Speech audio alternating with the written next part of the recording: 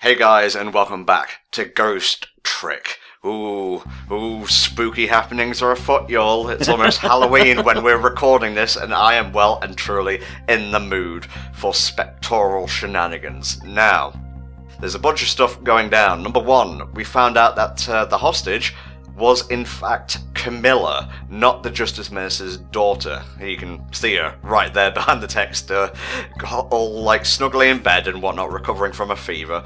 And even more tragically, we found out that Camilla's mother, Jared's wife, if you're not keeping track, was tragically struck down by Camilla's Rube Goldberg machine that made an impossible move. How it made that move, we don't yet know, but maybe we will by the end of this part. So, without further ado, it's trick time. And despite all this, we still don't know who murdered Laura Palmer. Coming in here with your Twin Peaks references. I don't watch normie shite, alright? Excuse you. Excuse you. Did you just call David Lynch the most surrealist director of the 20th century normie? Watch fucking Eraserhead again. I know. Yes, he did. Irony, yeah. Now, everyone can totally go and lynch Tom for that. Ha! Oh, wait. Yes, there's still a bit of marital strife going on here. Don't worry, it wasn't like handled off screen or anything. The wife and the Justice Minister are still at odds, and in fact, we're trying to, this is the purpose of the part by the way, we're trying to make sure that she knows, or I think the Justice Minister knows, yeah, the Justice Minister, to make sure he knows that his daughter is safe, because then he might just call off Jared's execution order.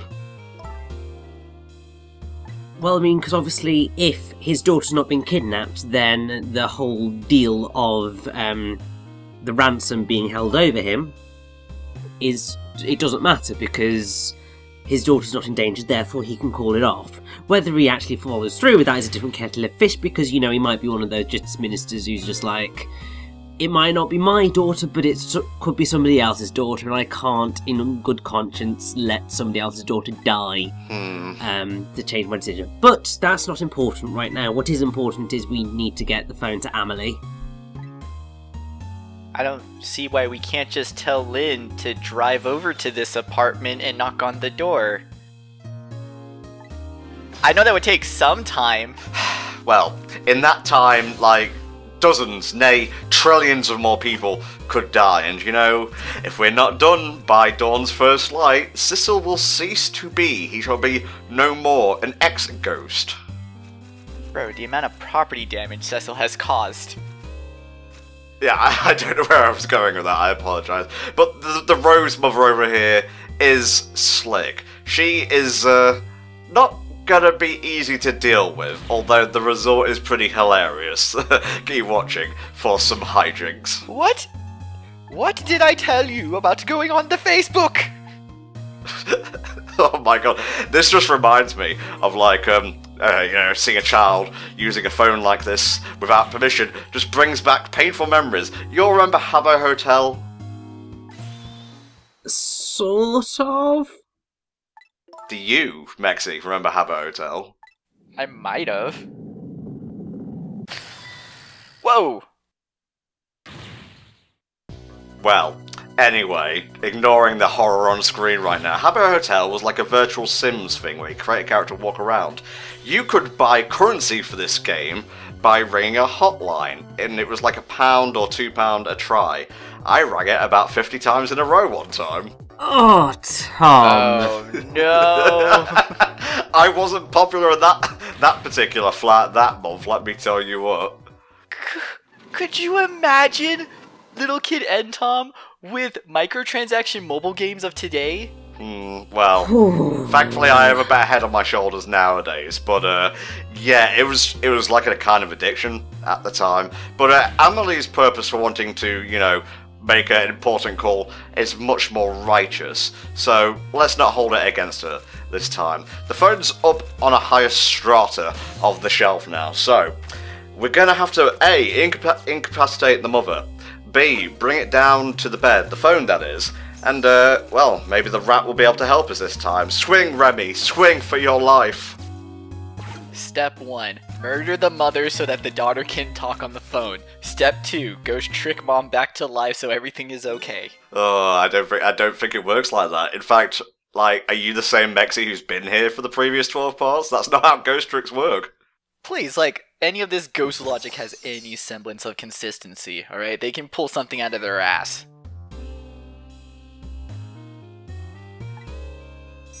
Don't worry, the mouse/rat isn't dead. He's just resting.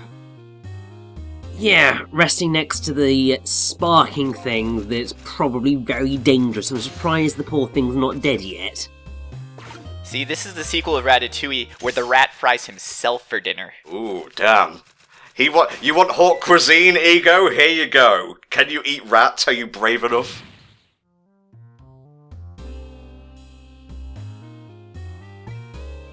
Oh, Jesus. She is incorrigible. It's just ambient lighting, lady. Look, you're not typing on a computer. You can still type on a typewriter without electricity. Yeah, and also, I mean, you move the light a bit so that, you know, it's landing on the paper rather than coming from behind. You're sorted. Like, it's a bit dark. It's a bit depressingly dark, but like, you can deal with that. That's not a problem. Take note of the chandelier, by the way. It will be key, thick, by the way, to solving this puzzle of ours. Really? You're not making a flaming mo, lady. Why would you put a match out in your drink? You're gonna drink that. Well, that, and also, it's alcohol, therefore, alcohol's sort of flammable. So, that wouldn't be the smartest of moves. You think it's alcohol, it actually turns out to be grape juice, like the kind Phoenix drinks when he becomes a bum. Yeah, that totally makes sense. I mean, it works out the logical inconsistency of putting that in there. Do you guys want to know what else is flammable? Hairspray. Gotta get the rat down there now, and this chandelier would make for a good cage, I think. But first, yeah, Richie had to instruct me not to get ahead of myself here. You gotta make sure she's underneath the chandelier when it falls, and it took me more than one attempt, and I didn't feel like editing it out, because there wasn't much time between the failed attempts and the successful one, so watch on for even further shenanigans. Also, Tom, the main reason that you decided to leave that there is because it's just bloody hilarious when you miss, because she suddenly just goes all Matrix on our asses, and it's just perfect. Doesn't matter which area she is in when you drop it a little bit too late, she will dodge out of the way, and it's pretty awesome. Damn, man. And it's such a smooth animation at that. Also, she called it a naughty chandelier. If my chandelier is falling off the ceiling, I'm not gonna call that naughty. I'm gonna say that's holy shit, that's life-threatening. Someone fix that right now. Repeatedly as well? Like, either there's like just interference with the mechanism that drops it or raises it in the first place, or I have a fucking poltergeist who wants me dead. It's like there are two situations that could have occurred. One, there is a major fault. Two, there is a poltergeist who's trying to kill you. Neither of which is good. Neither of which should take priority over writing your smut fanfic. Before if it actually was just a fanfic, except she mails hers directly to fanfiction.net's offices. She likes to take the long route, savor it. I mean, isn't that how Twilight got published?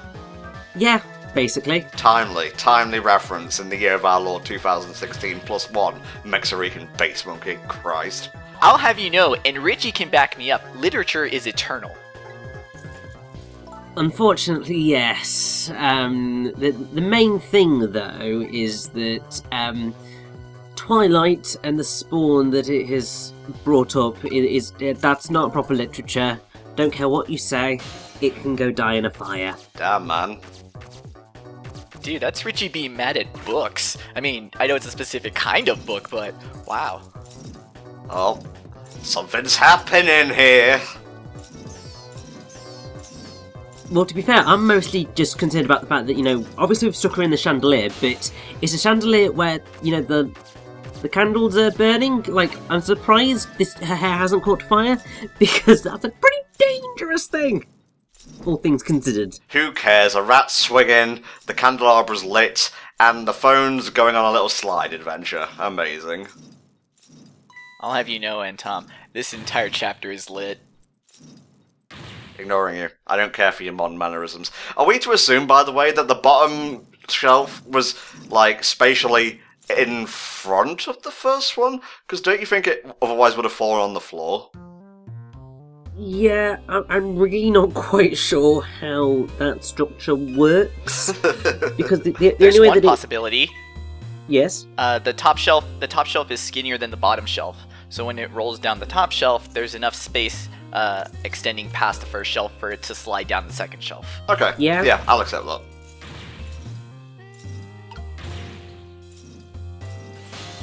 Your mother's still swinging on fire from the chandelier. Might want to fix that, though. No, gotta make a long distance collect call, thank you very much.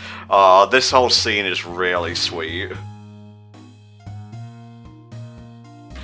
How is your mother? She's burning to death. She's pretty high right now. You know, she's on a writing high. Yeah, I think she's burning through all of that excellent literature. Boo, boo. It's no worse than your crap. I know, right?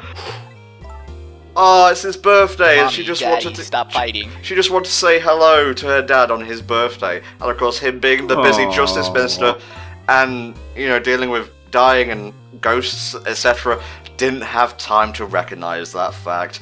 Oh, don't be mad at your mother. She means well. She's just partially insane. How sad of a tombstone would that be if his date of birth and date of death were the same day in the year? Yeah. Well, I mean, that's basically Shakespeare. But that's the only reason that is because none of us actually know when he was actually born. So the sort of assumption is, let's just say that his birthday is the same day as his death day, and let's just roll with that. You mean we don't know when a trench coat full of possums typing on a scroll was born, right? Yeah, of course, because Shakespeare totally didn't write his own stuff. Totally. Oh, I think you've awoken the beast! Oh, he's smiling! So am I! Tom, I think Flame has rubbed off on you a little bit too much. Oh my god, please don't say that for someone who publicly announces his fucking masturbation sessions on Twitter. Ew. Ew. Ew. Yeah, enjoy that one. I knew there was a reason I don't follow certain people on Twitter.com. I'm amazed you still follow me, mate. Anyway, the Justice Minister, he still loves his wife, and he loves his daughter. So, Emily's gonna do the right thing, and bring the mother down from the ceiling. This scene is just so... It's 100% adorable. If it could go beyond that, I think I'd die of diabetes. Diabetes. I mean, I have to say, it's adorable, but it could go cuter. It's not going to because this game has its limits in how cute it will go. But it certainly will be touching heartstrings as we get further towards the end. Oh yeah. I love how smooth the music is in this particular part of the game. I forget. Have we acknowledged like the technology of this world? Like, what years could this be taking place in? I think we have covered this before. Yeah, I think we established like modern day plus a few more years because everything seems pretty much on the level. Okay, we're just going for the 50s aesthetic. Yeah. Well, yeah. Well, I mean, retro aesthetic never dies. Like, I don't think the 80s will ever go out of fashion. It's just too glorious to, you know, throw in the trash. But the 90s... It's too fluorescent to die. Yeah, the 90s... you have to be in the right mood to be all 90s-esque, you know? Yeah, I think it's quite funny. Obviously, there's been in fashion. Obviously, kind of clearly know everything about fashion, clearly, but there's always cycles in terms of how nostalgia works. Yeah, well, I always feel that it's always been like. Yeah, there's a period where we had 60s being quite popular. Then it moved to the 70s. We're now currently in a bit of an 80s vogue at the minute. All the 80s bands are coming back. So we'll see whether a 90s renaissance occurs, but I have the feeling that it might not necessarily, because, yeah, 90s fashion was weird. Yeah. Also, we're totally never going to get a true 90s revival unless we have our fourth wave of ska, so... Yes, basically. Once that happens, we're set. That's when you know it's happening. Also, we need a proper Tony Hawk's Pro Skater sequel. Not 5. I want you to retcon 5. It's nothing like 1 to 4, okay? I'll take Underground 3. So, Tony Hawk Underground series is the Sonic Adventure of the Tony Hawk fanbase. Oh, that tickles me because it's so true. It is so true. Anywho, we've sorted things here just to get back on topic. So, I guess all that's left now is to go back to the Justice Minister's office. And you may have noticed there's a fair bit of time left in the part. That's because the rest of it is exposition. You mean talking?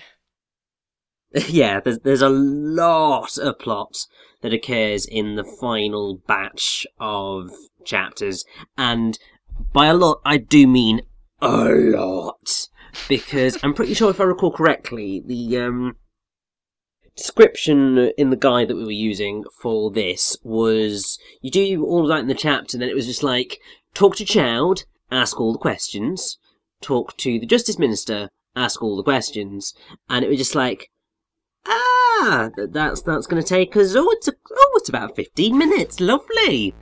God, but when do we find out that the lake monster of Gourd Lake isn't real? End of the case? The Christmas one? Oh! Wait, Gordy? Oh, it took me a second there. You talked about Ace Attorney, aren't you? Yeah. Man. Can't even remember what the case is called, but that's a good case, that one is. It's the Edgeworth case, like, I don't care what its actual name is. Like, I've never remembered any of the, like, official turnabout titles for any of the cases. I just know them as the one that did that, the one that had that, and in that case, it's the Christmas one with Edgeworth and the parrot. I mean, I have the feeling it might be Turnabout Goodbyes, but I'm not 100% sure on that one. I remember Bridge to the Turnabout, if just for how, like, oh, yes, fucking hype it is. Also, almost Christmas means it wasn't Christmas! That scene is amazing in the live-action movie. Oh, sweet. I have yet to watch that. If you guys want to see it, maybe I'll put it on a Patreon poll or something, because you know when Tom's got to get paid.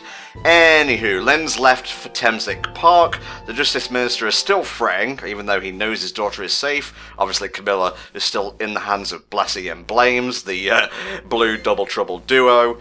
So, yeah, I guess all that's left is to zap into the minds of these guys and ask some questions. Pretty much. I'm not talking to you. You're not real. This dude really disassociates hard, like with himself, with his death, just... I guess the only thing he's accept as reality is his daughter's love.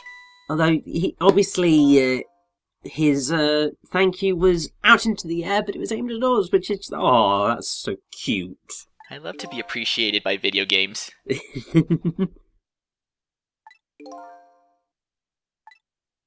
Oh, that's new.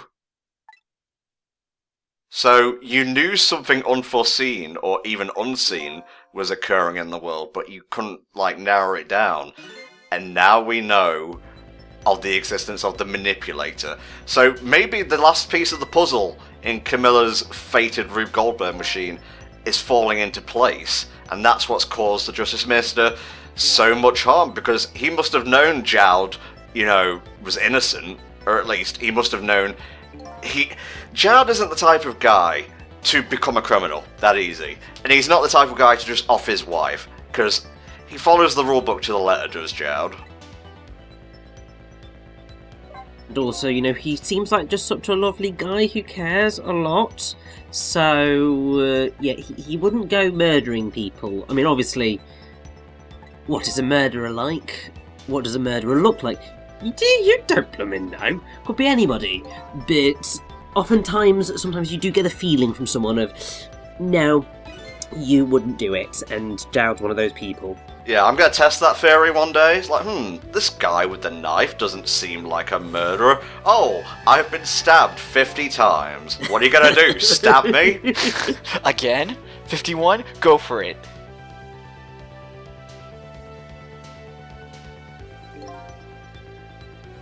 I like how this game decides to throw in a mastermind 2/3 of the way in.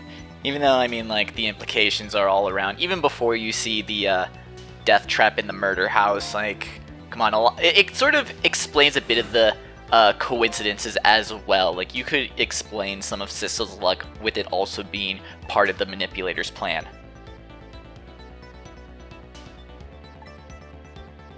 I mean, it's contrived, but hey, at least you came up with something. Yeah, you know, it's the thought that counts, really.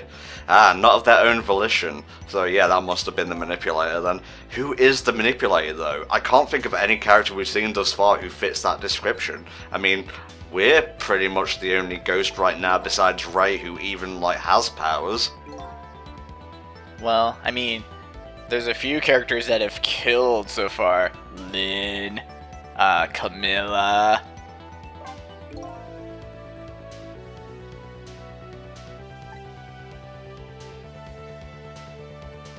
You know, I have to say, all this talk of the Manipulator really does put me in mind of Ghost in the Shell for some reason. I don't know why. I think it's because there's the whole thing of the Puppet Master. Oh, right. Because I'm pretty sure that what he does in that film is he takes control over multiple cyborgs and robots throughout the area to commit his crimes. And I have the feeling that's sort of what is in my head right now whenever I think of the Manipulator, and to be fair, it would not surprise me if that was a partial influence on Ghost Trick, because obviously Ghost in the Shell was, like, insanely iconic and important to a lot of anime and stuff that followed.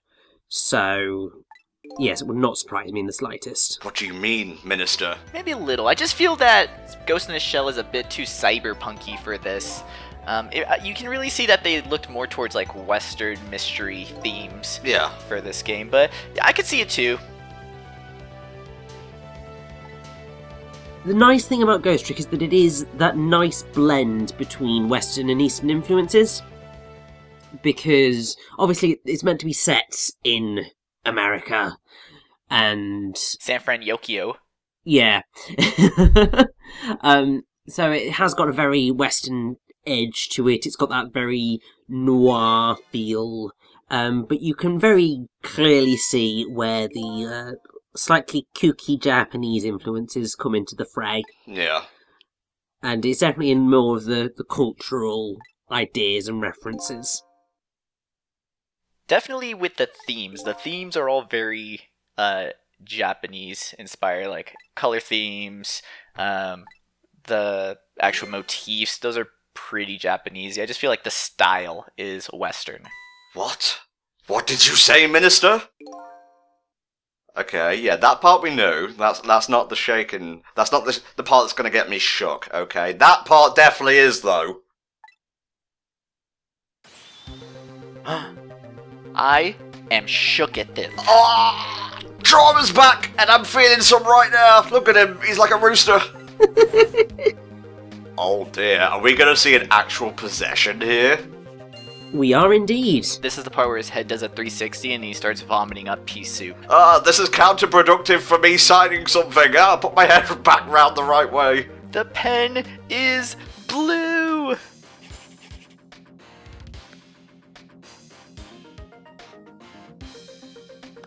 Come here. Don't question my shaking. This is normal. He's always fretting like this. You know him, he's a hypochondriac. Deliver this. Thank you, sir. No, don't listen to me. I understand completely. Bye. Also, I like how that guard was so useless, because obviously the Justice Minister said, don't deliver that letter. And he still went and delivered it. It's just like, mate, Justice Minister, you, unless he was also a spy, really he should have gone, why, and okay. What if everyone is being controlled by the Manipulator right now, and they don't even know it. What if the game writer is the true manipulator? Oh my god, it's Shu Takumi. I think we've cracked the case. I mean, to be fair, you're not wrong. Also, I didn't want to mention anything, but I hadn't actually planned on doing Ghost Trick, and then one day I just wound up with a bunch of footage, and I was like, might as well, you know? That's like me with the old Golgo 13 NES game footage. I just had the whole games on my disc. It's like, well, no one but me knows about these games, so I just kind of like left them. There you go, yeah. Yep, Manipulator started the whole affair. Jab being put in prison. That's about it as far as I'm aware right now. Sorry, I made that sound more important than it actually was. I mean, it is, in the grand scheme of things. Well, it's a pivot. It's a plot pivot. Okay, yeah. Like, we're not quite in the twisty realm. It's beginning to set up what is going to formulate our final few chapters, or the reasoning behind our final few chapters, because obviously now we know of the existence of a manipulator. We need to find out who this manipulator is and why they are being the manipulator. And Ghost Trick their neck to snap itself. Huh. Oh, okay. So she didn't, like, threaten to leave him, you know, just because she wanted to write some books. It's because she was morally opposed to the idea of putting an innocent man to death. Oh, so she's not an awful character.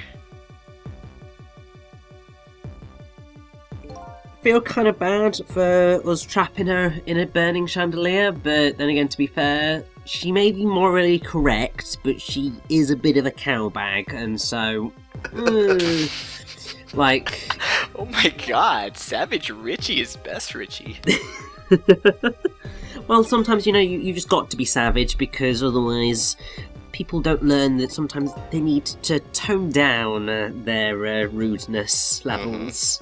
Okay, I get it, Especially Richie. authors, You don't, am I right, boys? you don't need to be passive aggressive, okay? I know I'm an asshole. Goddamn. No, Tom, if I was calling you an asshole, I would call you an asshole, and I'm not doing that right now. We would have called you an asshole, you asshole. Thank you, thank you. That's the love that I feel every time I get on Discord or Skype. You know, if your friend's being an asshole, just tell them. You know, I would have benefited from that a lot. And granted, you know, you have to take yourself into account. You can't always count on other people to tell you what you've done wrong, because that's immature. And the mark of being an adult is handling your own affairs. So there you go. Sonic says. Don't, okay? Don't bring Sonic up right after I talk about being an adult, because I'll just relapse. This is why I'm an enabler. Yeah, yes you are. There we go, the manipulator is a ghost. And there's a ghost in this room right now. Oh, it's the spirit of Sonic Team. Ah. It's quite funny, because obviously at the minute, Inspector Cabanela is the only one present who can't sense or hear Sissel. Oh. Which is just like, it's great, because he's obviously then freaking out going, why can everybody else hear him but not me? What the hell? This is just crazy. And obviously it's because he hasn't died yet. Fingers crossed, you know, before tonight's over, he does die so that then he can at least know who we are, so that it makes a bit more sense to him. Gee, I sure do hope this character dies soon. I didn't know we were playing Danganronpa. Oh, they just hit the fast forward button on his animation back there. That was quite funny. Also, how ironic that the character named Corpse is taking his sweet ass time to be able to see a ghost. Yeah, well. Basically.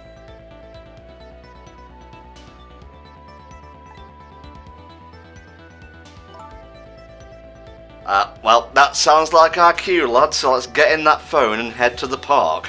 Voltecker.